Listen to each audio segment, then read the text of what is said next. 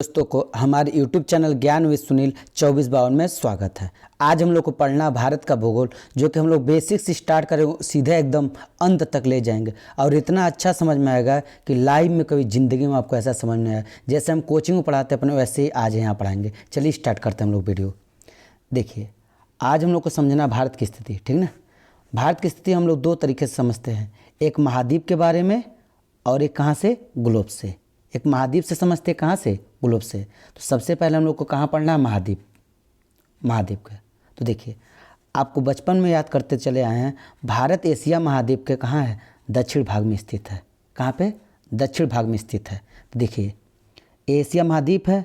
देखिए, ए ईस्ट होता है, ए वेस्ट है, ए नॉर्थ है, ए साउथ है। तो किधर स्थित है भारत, एशिया महाद्वीप के दक्षिण में। अब देखिए, एशिया महाद्वीप के दक्षिण में बस भारत नहीं स्थित है, और सारे अन्य देश स्थित हैं, उनके संगठन को हम लोग क्या कहते हैं। देखिए, देखिए दक्षिण एशियाई क्षेत्रीय सहयोग संगठन, इसको हम लोग, इसके संगठन को सार्क कहते हैं। क्या कहते हैं, सार्क। ठीक, कितना देश है, कुल 8 देश है। सार्क में कुल कितने देश हैं, 8। जो भारत, देखिए भारत बस एशिया महाद्वीप के दक्षिण में नहीं स्थित है, ये भी 8 देश जो है एशिया महाद्वीप के कहाँ स्थित हैं, दक्षिण में स्थित हैं। तो देखिए, सार्क का जो पूरा नाम होता है south Asian association for regional cooperation है। ठीक, अब इसको कैसे हमको याद रखना, कौन कौन है। देखिए, एक ट्रिक बताते हैं, ध्यान से रखिएगा।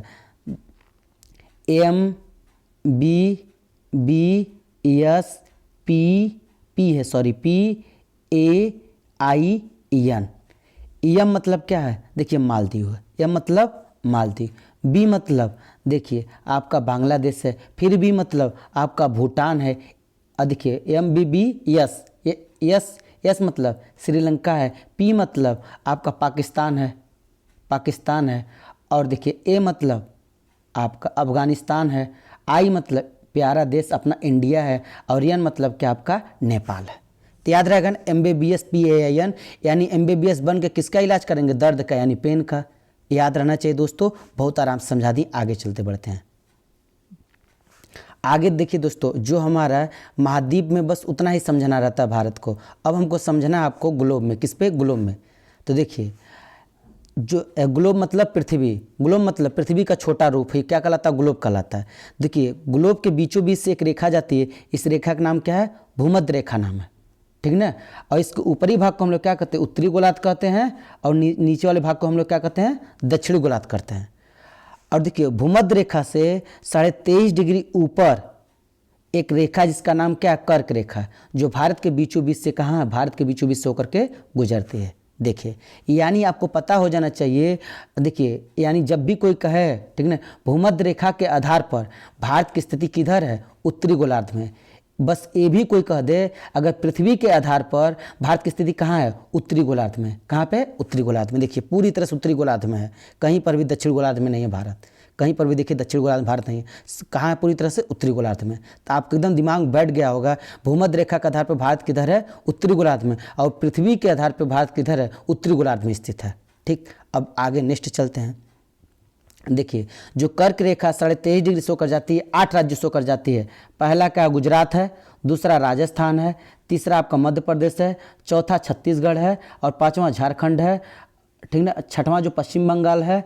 और देखिए, यहाँ पर आपका पूरा त्रिपुरा है, मिजोरम है। देखिए, त्रिपुरा मिजोरम एक ही पास हो गया है। तो इसी प्रकार इसका ट्रिक भी होता है, आप लोग को पता भी होगा, बहुत आसानी ट्रिक है। मित्र पर गमछा झा।